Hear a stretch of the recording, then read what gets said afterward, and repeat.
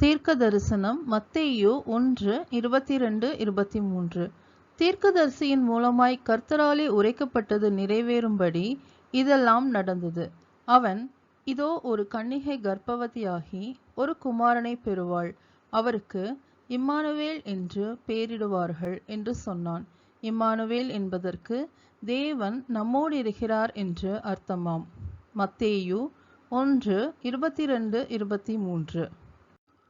மத்தேயு 1:22-23 புது மொழிபெயர்ப்பிலிருந்து.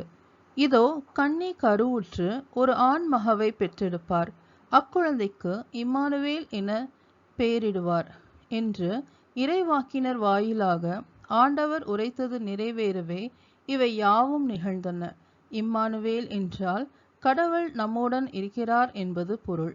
மத்தேயு 1:22-23.